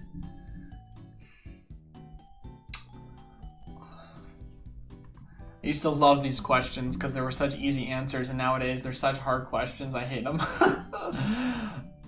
But let's take a look. What's the trend showing on the monthly? Slightly going up. What about the cheaper ones, not as high demand ones? Slightly going up. Gengar maybe? Slightly going sideways. There's no way that they just bottom out here. Like, I just don't understand why that would happen. It just doesn't make sense to me why it would bottom out here. But the prices have been sideways.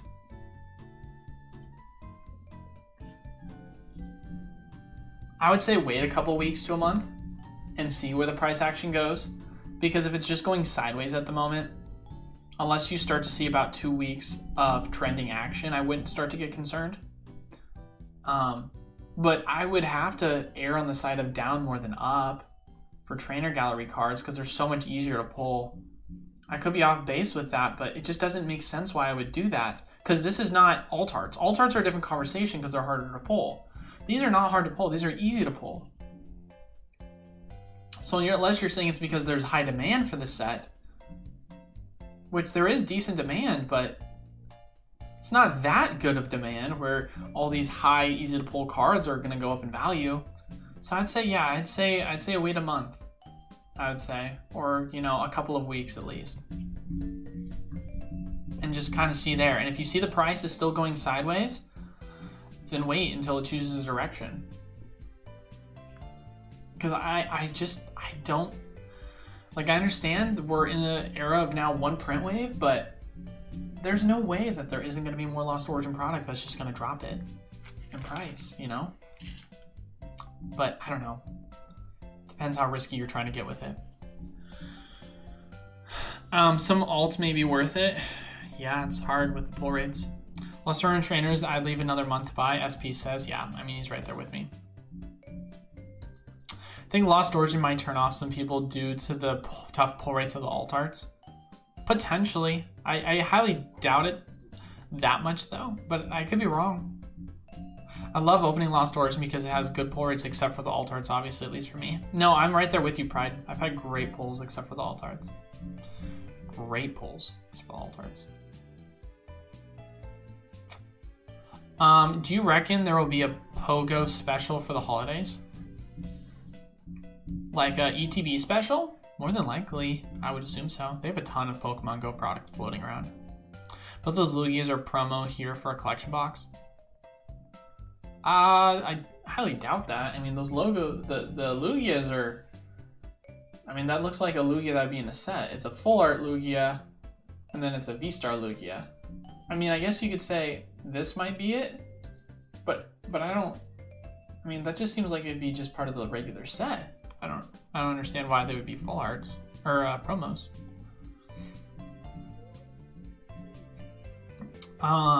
I bought one random pack of Lost Origin, pulled the full art Giratina. What luck is that, dude? Congrats. Do you think now is a good time to invest in Vivid Voltage Rainbow Pikachu? Yes. Not even a question, yes. I mean, the value of what you're getting Vivid Voltage for, no, not financial advice, not a financial advisor, gotta say that every single time, but the value that the Pikachu is at right now, currently speaking.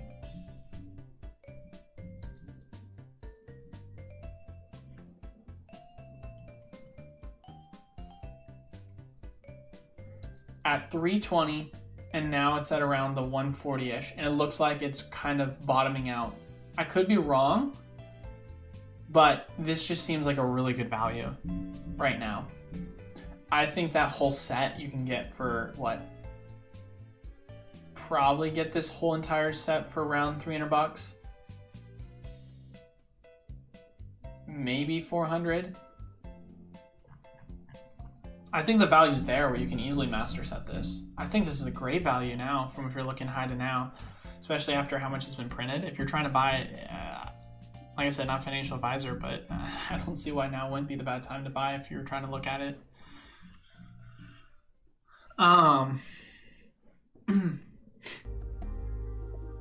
Went to McDonald's for lunch, got 2 Happy Meals, and was so disappointed when it was Disney cars. Oh, Kevin, that sucks, dude. I'm sorry.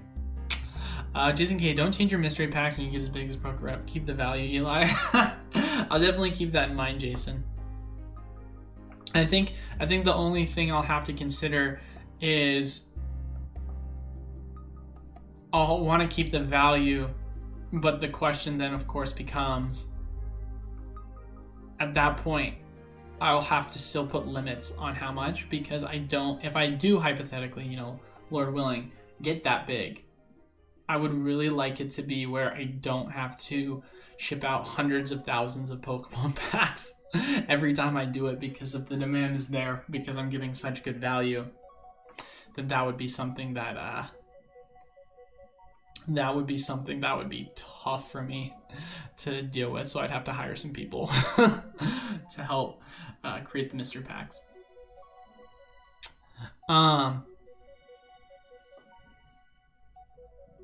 I kept the fossil pack sealed. Nice. It's definitely a sick card to keep sealed. No question about that one. Lost Origin is looking better than Silver Tempest at the moment. We haven't seen Altereds since then. Yeah, man. Silver, I mean, it's... I'm not saying... It might be worth pulling the trigger on that right now. 385 for 144 sleeve packs worth it for Silver Tempest?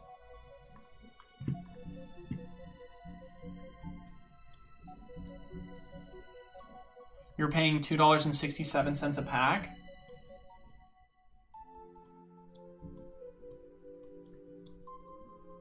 Yeah, I would say that's a good deal. Yeah, for sure. I think Silver Tempest will be better than Lost Origins, mainly because of the Lugia and Rayquaza. Also, don't forget Galar Friends in there. Agreed, Jason. I think this could potentially be the second best set of the Sword and Shield era.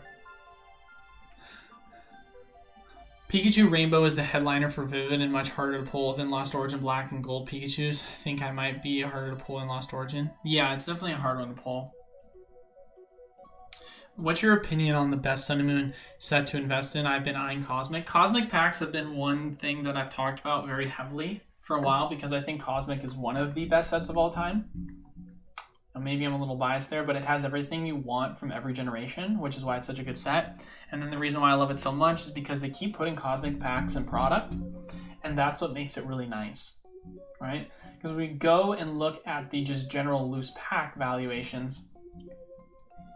Although the pack prices for some stupid reason have gone up, you're still able to break down specialty boxes and resell them and get Cosmic at good value.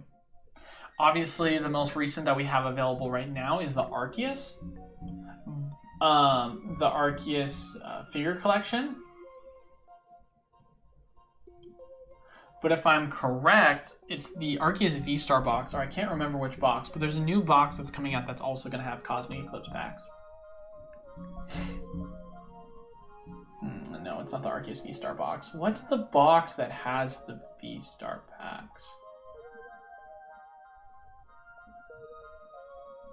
or the cosmic packs? I'll have to think about it. But yeah, I definitely think that I would say that one or Lost Thunder. Lost Thunder build and battles are incredibly underpriced right now. They're at a great price based off the reprints. Or the resupply, sorry. Whew. Make sure I clarify that. But yeah, there is a new product that has packs in it, and I'm trying to remember which product it is. If someone wants to help me out on which product it is that has the cosmic in it. Just got a big storage bin to store for long term. Heck yeah, tracks. I never have time to get on your live stream, so appreciate all the things that you do. Hey, well, you're here now, brother, and I really do appreciate you stopping by and saying hi. At Pika Pika, it's not guaranteed, but highly likely, as it is one of the few left from VMAX Climax. Also, don't forget Serena Full Art, which I think is confirmed.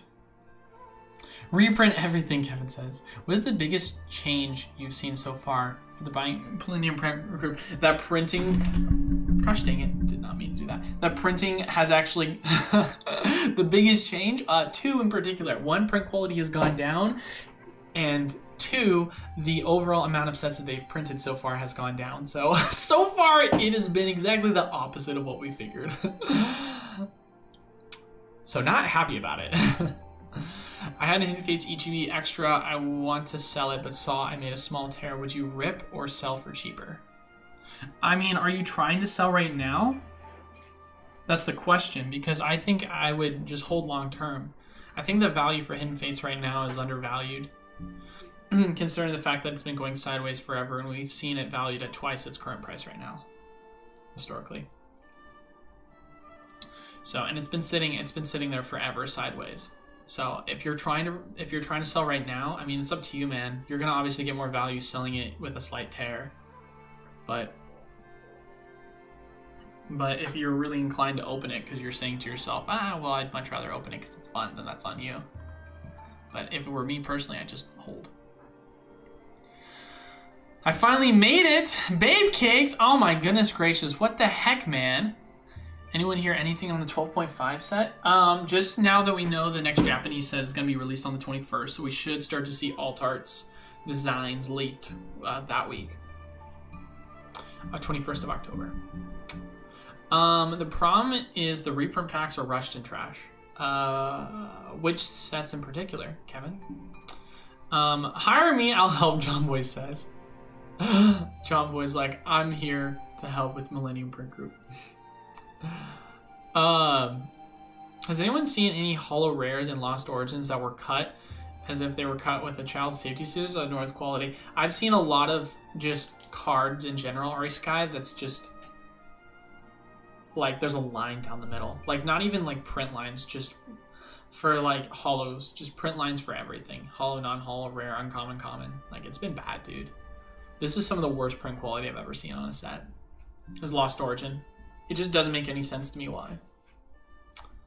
Literally didn't need to see the cards to see if I pulled a dud because of the cut quality on the non-holo rares. Yeah, that sucks, dude. No, it's not that one, JVK. There's a newer one other than the Arceus figure that's going to have the Cosmic in it. It wasn't the Venusaur and Blastoise VMAX boxes. What? What is that in reference to?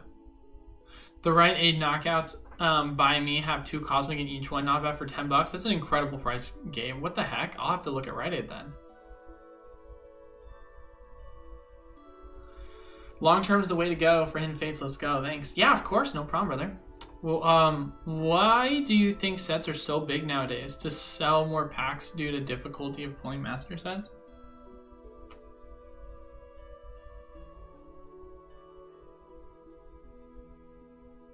I don't know. That's a great question.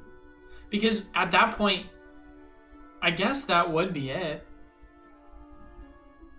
I think because the Pokemon Company is really aware of the balance between collectability and playability, and they feel as if they can control that more by having bigger sets, because with these smaller sets, you're not able to find as high of a equilibrium balance for that, because you can't reprint it as heavily, because if you reprint it too much and it's too easy to pull things already because it's a smaller set, then obviously prices for cards are going to be too cheap.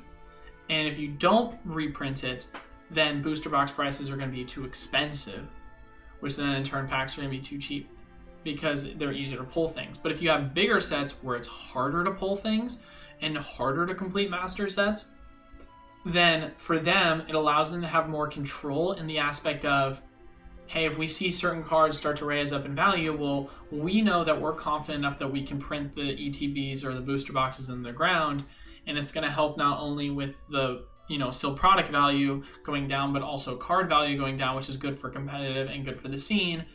And if there's just specific cards that are competitively viable that they see, hey, we know these specific cards are just overpriced and but the price of the sealed product is not, then they can always do league deck battles or promo boxes.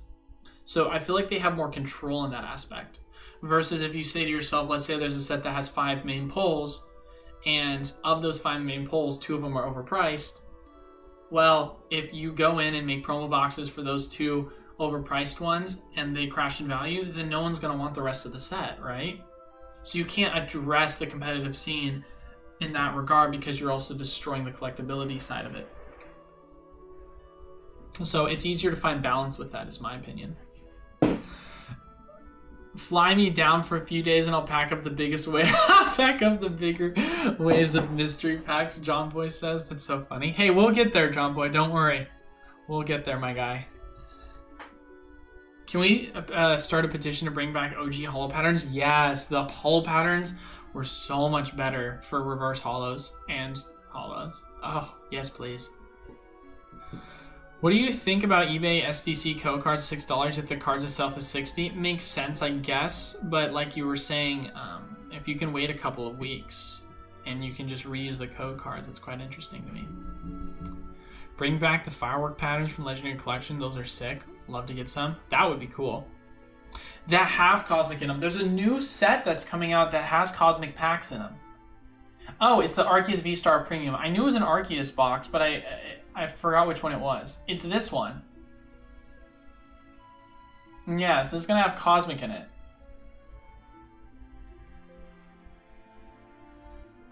It's available exclusively at Amazon. But it's going to go for $50.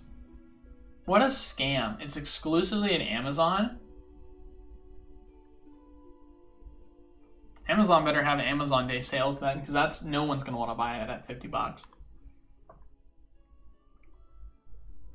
Yeah, it's good to know about the print quality around. Imagine you actually pulled the guillotine with lines down the middle. That would hurt so bad indeed. That would hurt indeed. Is there really hope for Celebrations ETBs to follow suit with the Generations ETBs? Have been going. Just picked up a couple PC exclusive Celebrations ETBs. The box design is sick. Oh, big time, Giovanni. It's been, I've made many videos talking about, especially earlier videos back in the day, where I talked about how specialty ETBs are the way to go from a long-term value perspective. And Celebrations being a specialty ETB, especially being a 25th anniversary set, I think is going to perform extraordinarily well long-term. I think it's an amazing pickup long-term if you can get a good price on it. They're testing what the market will absorb. They don't even know, so it's still all selling, but sitting for a couple days at least to get what you want. I 100% agree with that, Kevin. I think they're playing the wait-and-see approach because it's easier for them to correct it by underprinting than overprinting. Because if you underprint, then you're obviously able to just print to what you think will be a good demand, versus if you overprint it, you can't really pull back the overall supply. And the thing is as we're aware right now, they've obviously announced that they're going to push back rotations until next year, however long that may be. And so for that reason, that's giving them opportunity to play the wait and see approach and more than likely push out all these reprints in October right before the holidays. So that's my opinion on what more than likely they're going to be doing. And if they are doing that, then it's brilliant. I think they're smart and they're thinking the right approach. However, with that being said, there's still some questions that we have to address in what they're doing with quality control because it's been atrocious. Cosmic Eclipse and collection boxes. Cries in European, feels Batman. Oh, Kevin, that's tough, dude. Will you have the Charizard Ultra Premium boxes? Well, I already did have them tracked, and they sold out in 5 minutes. So, you can't reuse the same code cards after a couple weeks, but you can buy a new code to use the same address after a couple. No, for sure, John. And I think that's crazy that you can do that because that's free $60. Have you seen how they make the Pokemon cards on YouTube? I have. Oh yeah, it's an intensive process for sure. If you pull a card that is bad, prints, or cuts, you can contact Pokemon and they will send you a replacement, I believe. Really, Babe Cakes? You're kidding me. That's a thing? If that's crazy, if that's true, why didn't more people do that? Any prediction, speculation on how high Evolving Skies booster boxes will go for 5 years? I mean, it's hard for me to say already, Sky, because I don't have a crystal ball, the one, and then two, it ultimately is going to come down to where the economy is in the market. Because with the way the economy is looking right now, it might be 5 to 10. But I mean, you could totally see it reaching cosmic levels, 500 plus. I have to pass on this boss, nothing exclusive in it. Yeah, terrible, dude. No way, bad print quality. QC went bad when they reprinted Vivid badly, pushed out product mode. Yeah, seriously. Why would they have code cards different colors now? You can see if there's a hit when they can't do the 1 dot for every code card. Maybe this is already answered. I turned in later. Wait, why have code cards different colors? I'm confused. They've always done that. Cosmic Seal will perform great, but what do you think about the Altard pulled an Arceus Dialga Palkia Altard out of one Cosmic pack in the Arceus V figure box? I'm not sure if I want to sell or hold. I love that card. I honestly love that card so much. It's one of my favorite cards of all time. Now, if you're asking the question of whether you should sell it or not, well, let's take a look at the trending pattern of that. Because if I'm correct, it's one of the few items that is actually holding value and has gone up. Because most of the cards in this set have gone down, but this one, based on its art design, has actually gone up to my knowledge. I could be wrong. I hope I'm wrong, but I don't think I am. Yeah, it's gone sideways and up. So the value of this is done really well. So I guess you just have to ask yourself this question. When the spread between the 9 and the 10 gets too thin, which it's doing right now, you start to see concerns on the price value of the overall raw versus the PSA 9, and there will have to be a correction. Either 9s are going to go up or the raw is going to go down, and raw more than likely will go down. So, non-financial advice, non-financial advisor, I love this card. It's one of my favorite cards of all time, but the spread on this has to be corrected because it's too close to one another, and I think that's going to be corrected by the value of this absolutely tanking. It needs to be more realistic. Otherwise, why? Like, why? Like, reality, why? Especially, too, when you're saying a 10 is 260. Like, I don't know, it's much more worth it at that point for me to go buy the 10. Why would you ever consider getting the 9 on the raw? But that's just how I look at it, So you could be more than likely selling at the high. Because it's been going sideways for about a year. You think it's going to all of a sudden go up, especially when we're going into recession? It's possible. I mean, there's always going to be outliers in markets, but I like to imagine that with the current spread, there's a lot of signals that are telling us it's more going down than up. Gabriel, shout out to Gabriel for the $5. Thank you so much, brother. I appreciate that. Would you ever do an in-depth video on Sword and Shield era ETB value predictions for 1 or 2 years into the new era? I could do that. I could totally do that, Gabriel. I could do that when we're done with Sword and Shield. How about that? I will keep that in mind.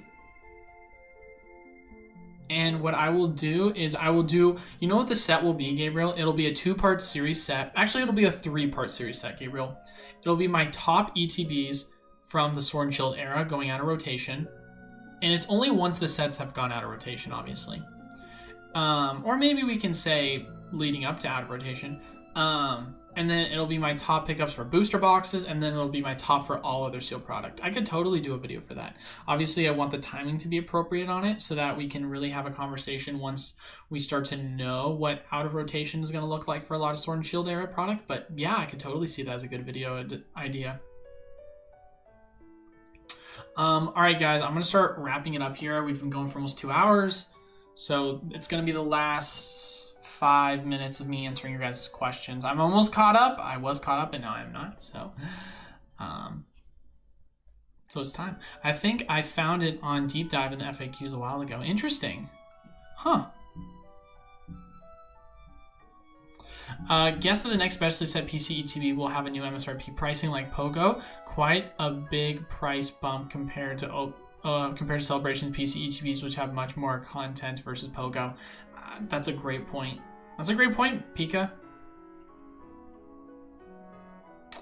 Patrick, good afternoon, Eli. How do we tell if a card price is inflated? You said something before about comparing the PSA 9 price. Yeah, so, I mean, going back to it, obviously I just used my example with the Cosmic, but one of the biggest things that I like to do in terms of comparing if it's inflated or not is, perfect example, we go to Evolving Skies, we look at the Umbreon, right? Looking at the spread between the 9 and the raw is when I say it's overinflated.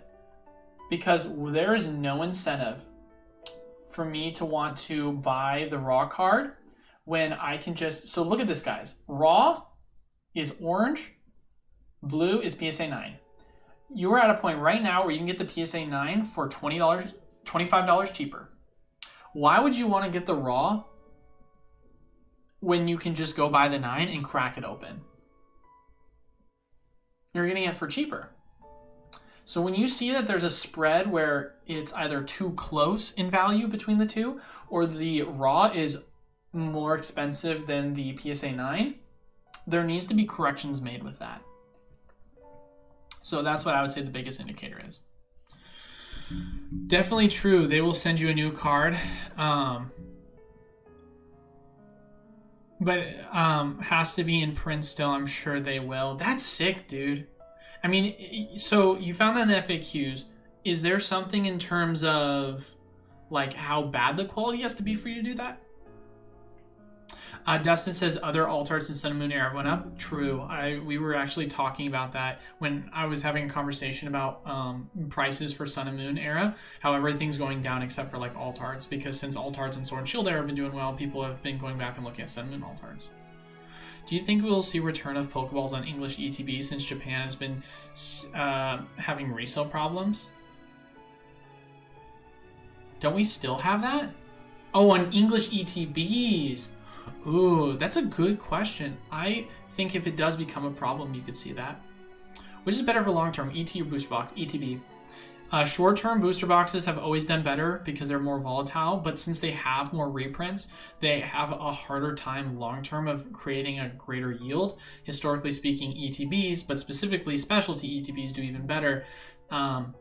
They tend to have less reprints for the regular ETBs, and so for that reason, it's like a 2-to-1 ratio. So you'll typically, on average, have like 3 to 4 booster box reprints / waves, versus ETBs, it'll be like, 2 to 3.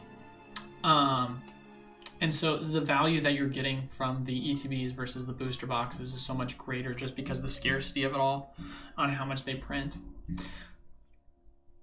So that's why it's better long term.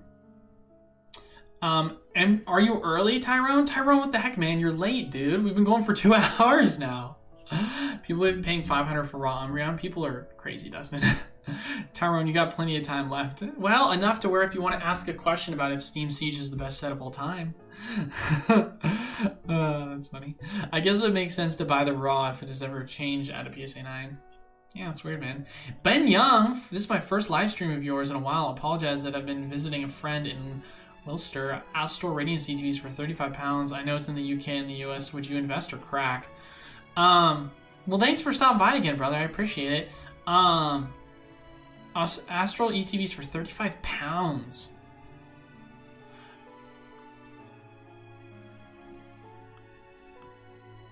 I would invest. If you're trying to open seal product, I never go ETBs.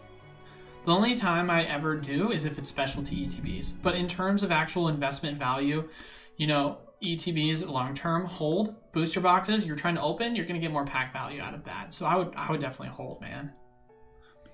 Do you have any? Do you have to buy product from Pokemon Center for them to replace? Good question, Kenny.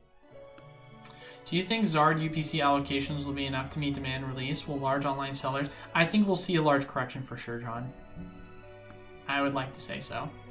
I would imagine there would be a large correction. I don't see why not, considering the fact that that's exactly what happened with UPC, and they could always pop out some more knowing the demand is really high.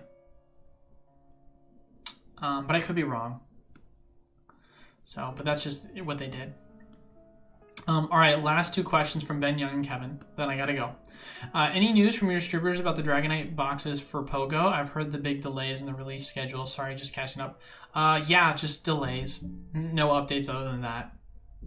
Not a chance it'll go for retail. I'm thinking 180 in 24 hours after release. Back up to 250 over that week. I mean, let's take a quick look, and then we're wrapping it up.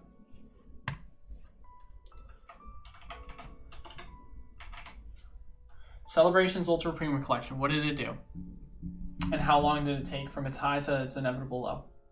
So high, it hit its low. This was a lot cheaper at one point. It was like 180, I think. And then, but I could be wrong. From its low point,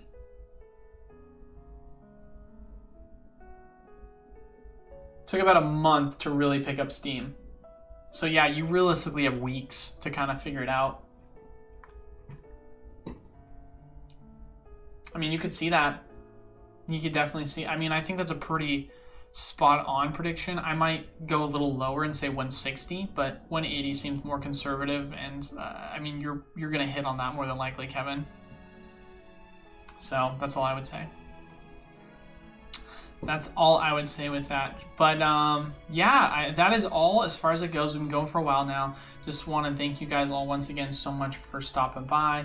I really do appreciate you guys. Wouldn't be able to do any of this without you. As far as it goes, as always, if you want to enter into our weekly giveaways, make sure to leave a like, comment down below, and subscribe to the YouTube channel. Can't thank you guys enough for the love and support. And if you want to enter into our weekly giveaways, of course, you can do so by commenting, liking, and subscribing on any of the pre-recorded content we post each and every week. But that is all for today's video. Thank you guys all so much for watching.